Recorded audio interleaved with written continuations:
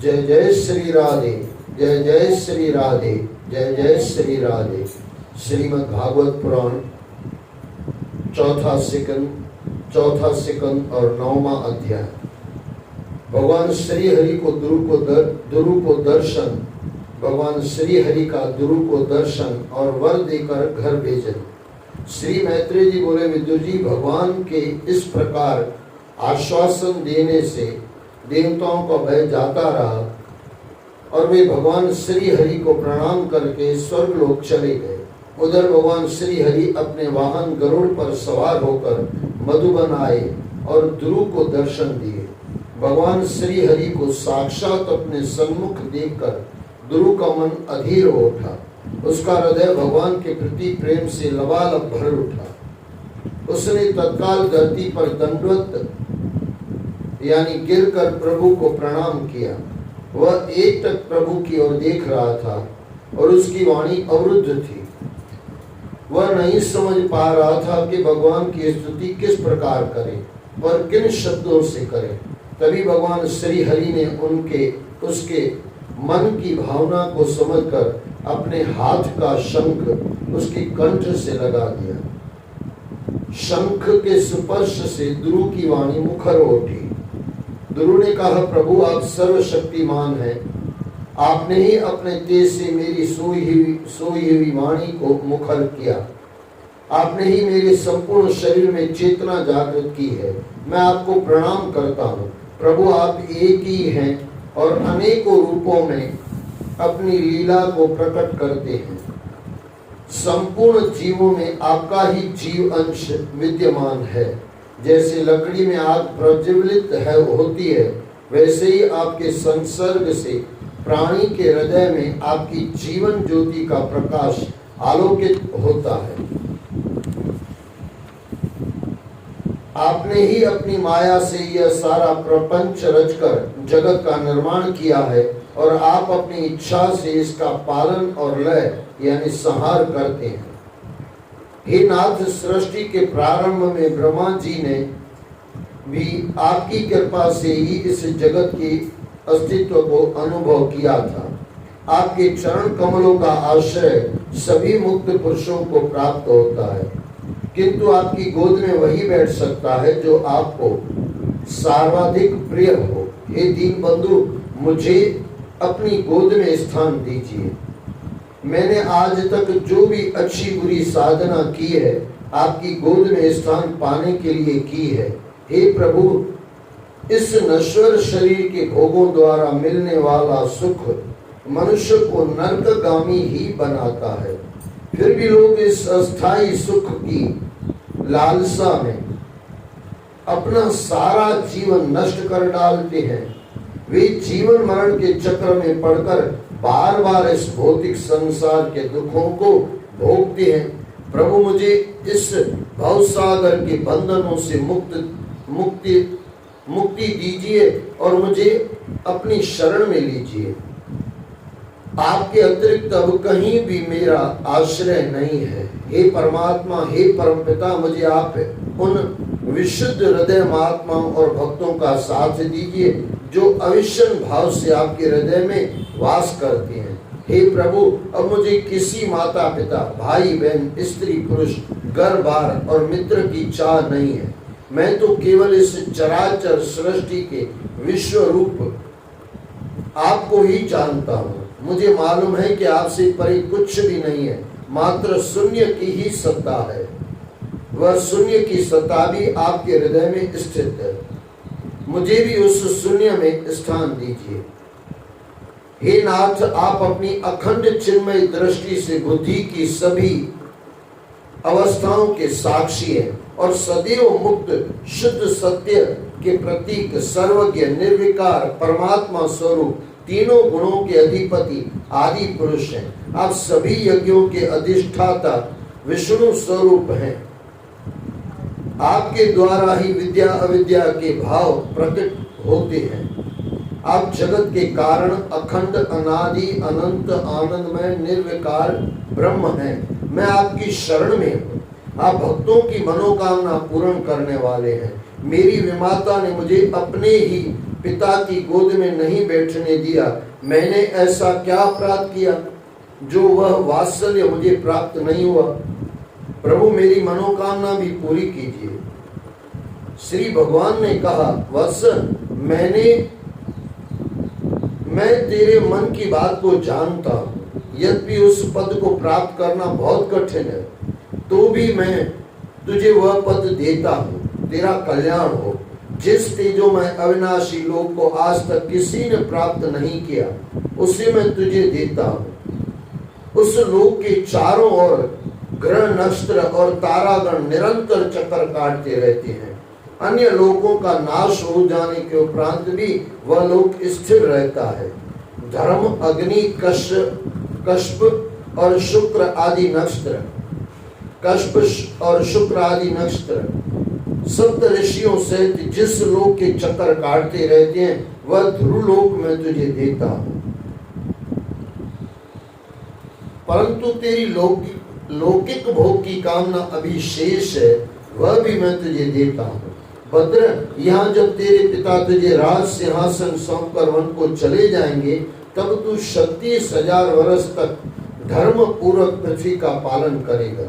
तेरी इंद्रियों की शक्ति ज्यों की त्यों बनी रहेगी। जब तेरा भाई उत्तम एक दिन वन में आखेट के समय मारा जाएगा, तब उसकी माता सुरुचि पुत्र प्रेम में पागल होकर वन में जाएगी और वहां दावानल में जलकर भस्म हो जाएगी। अंत में अनेकों यज्ञ करके और ब्राह्मणों आदि को दान दक्षिणा देकर जब तू पुण्य मेरा स्मरण करेगा, तब सप्त ऋषियों से भी ऊपर मेरे निज धाम को तू प्राप्त करेगा।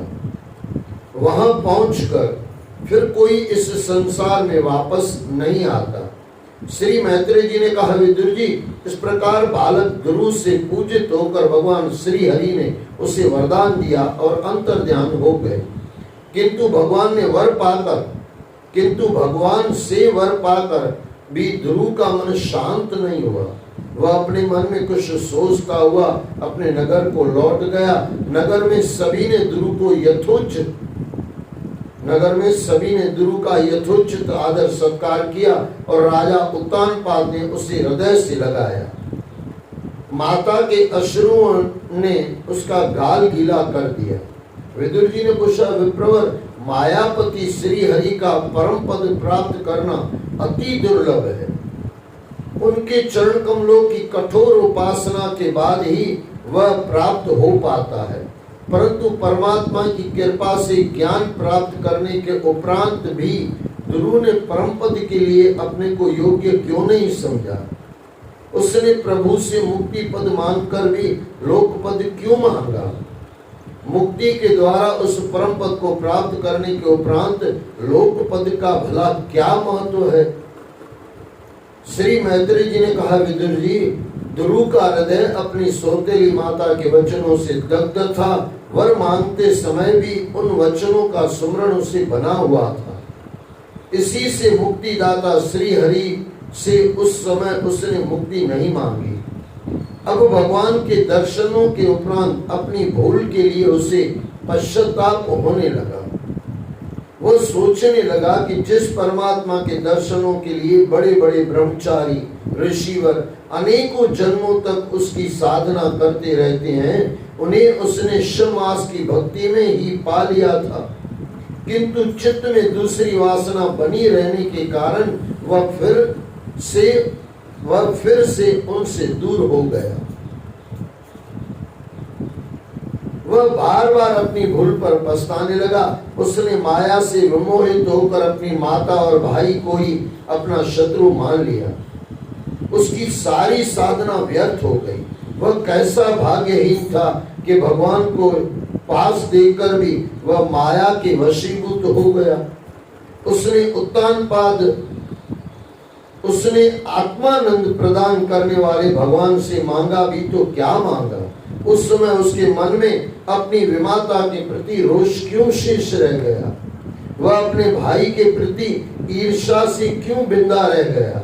विदुर जी, इस प्रकार आत्मचिंतन करता हुआ जब वह अपने नगर में पहुंचा था, तब सबसे पहले उसकी विमाता सुरुचि ने ही उसे अपने हृदय से लगाया था और अपने किए पर खेद प्रकट करते हुए उसे आशीर्वाद दिया था।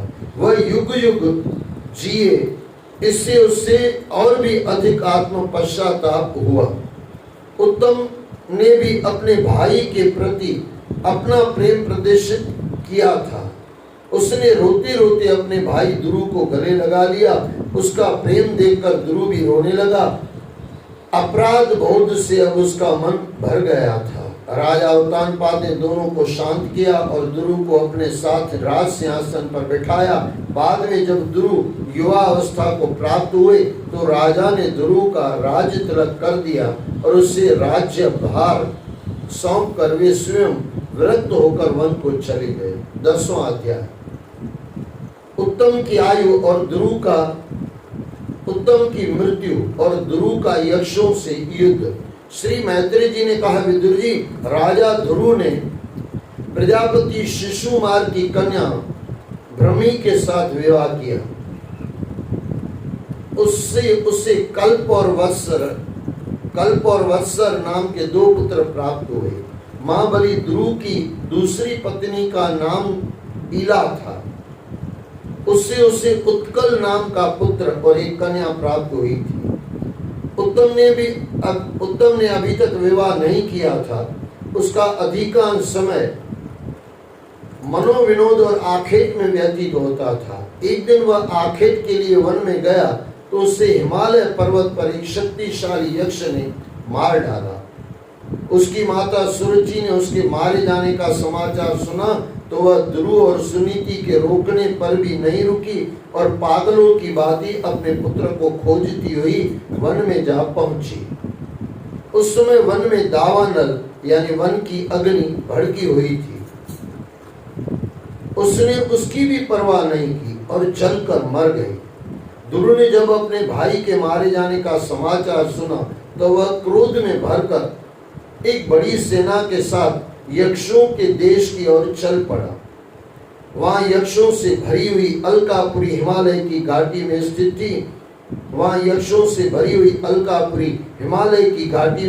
थी। उसमें अनेक दुर्दांत भूत प्रेत और पिशाच रहते थे। वहां पहुंचकर ध्रुव ने शंखनाद किया और यक्षों को सावधान कर उन पर आक्रमण कर दिया। महारथी ध्रुव प्रचंड धनुर्धर थे। उन्होंने बाण वर्षा करके यक्षों को आहत करना प्रारंभ कर दिया, परंतु यक्ष भी कम मायावी नहीं थे। उन्होंने अपनी माया फैलाकर ध्रुव की सेना पर पलटवार किया। इससे एक बार की तो ध्रुव की सेना में खलबली मच गई। यक्षों के भयानक बाणों से ध्रुव की सेना को ढक सा लिया। यक्षों के भयानक बाणों ने ध्रुव की सेना को ढक सा लिया, परंतु तभी भयानक गर्जना करते हुए ध्रुव अपने बाणों के प्रहार से उन बाणों को छिन्न भिन्न कर दिया और वे अपने रथ में ऐसे दिखाई पड़ने लगे जैसे सूर्य बादलों को फाड़कर बाहर निकला हो। ध्रुव के धनुष की टंकार से यक्षों के दिल दल गए। प्रचंड बाणों की वर्षा करके उन्होंने यक्षों के अस्त्र शस्त्र को काट डाला, ठीक ऐसे ही जैसे आंधी बादलों को तितर बितर कर देती है। विदुर जी, ध्रुव के धनुष से छूटे तीर यक्षों के कवचों को भेदकर इस प्रकार उनके शरीर में जा घुसे जैसे इंद्र के छोड़े हुए वज्र पर्वतों में प्रवेश कर जाते हैं। यक्षों के रुंड मुंडों से सारी घाटी भर गई और जो यक्ष जीवित बचे वे मैदान छोड़कर भाग गए। जब ध्रुव ने देखा कि उनका सामना करने के लिए शत्रु मैदान छोड़कर भाग गया है तो एक बार उनकी इच्छा हुई कि अलकापुरी में प्रवेश करके देखा जाए, परंतु उनके साथ आए सेना नायकों ने उन्हें ऐसा करने से रोक दिया, क्योंकि उन्हें यह भय था कि मायावी राक्षस उनके साथ धोखा कर सकते हैं। उनका सोचना ठीक ही था।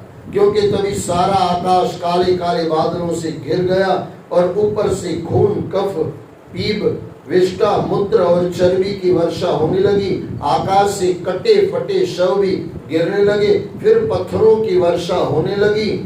उन्होंने देखा कि सैकड़ों सर्प फूंफकार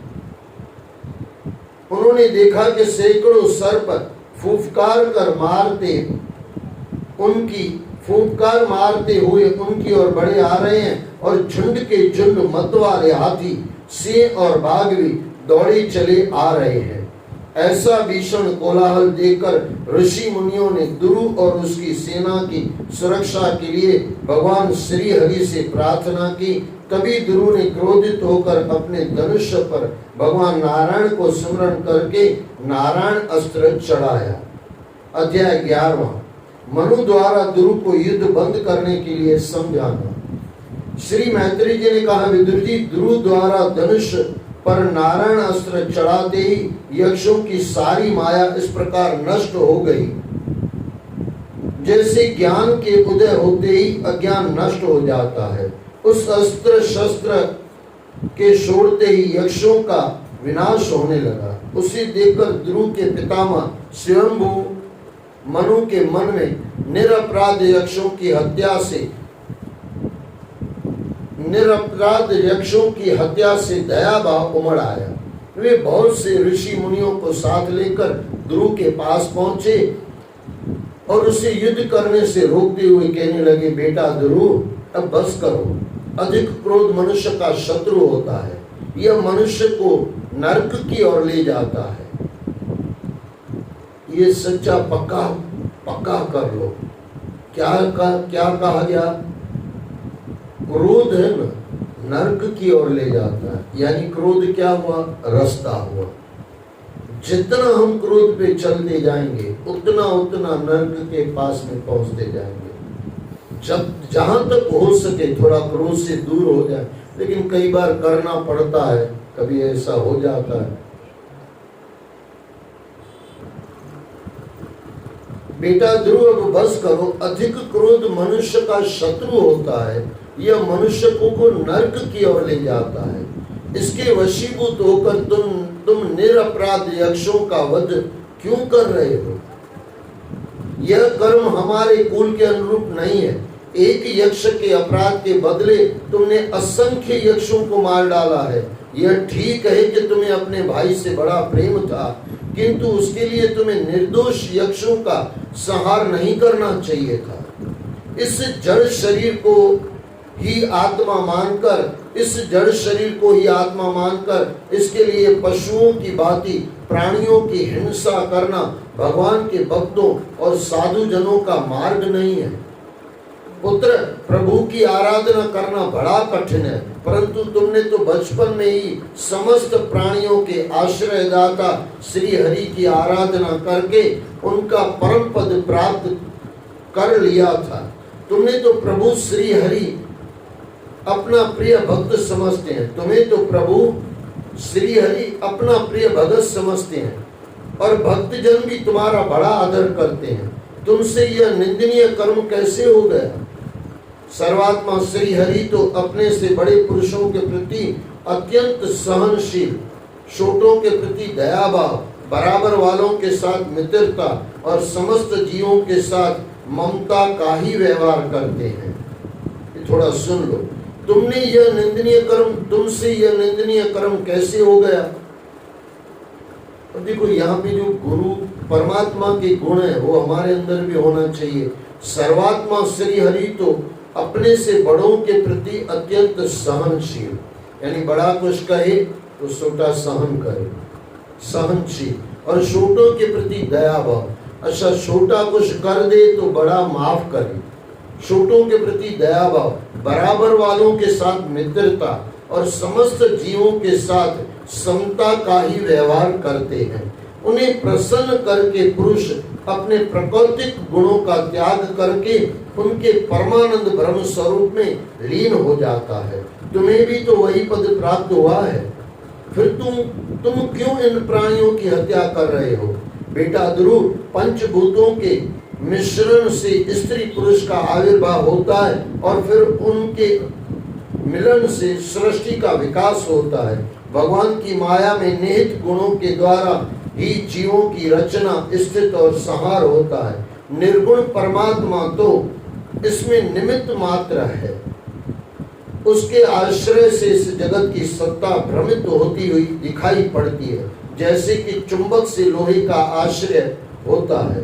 पुत्र, भगवान की काल शक्ति के द्वारा सतोगुण में शोभ होने से लीला में भगवान की शक्ति भी सृष्टि के आदि रूप में विभक्त हो जाती है।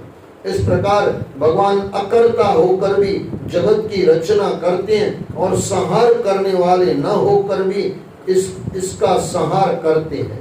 प्रभु की इस लीला का कोई पार नहीं है। जैसे वायु के चलने पर धूल उसके साथ उड़ती है, उसी प्रकार समस्त जीव अपने अपने कर्मों के अनुसार मृत्यु को प्राप्त होते हैं अथवा संसार में रहकर दुख सुख भोगते हैं। श्री हरि ही जीव की आयु, बुद्धि और क्षय का निर्णय करते हैं। तुम्हें यह कर्म अपने हाथों में नहीं लेना चाहिए। बेटा, कुबेर के ये अनुचर यक्ष तुम्हारे भाई को मारने वाले नहीं हैं, क्योंकि मनुष्य के जन्म मरण के वास्तविक कारण स्वयं श्री हरि हैं।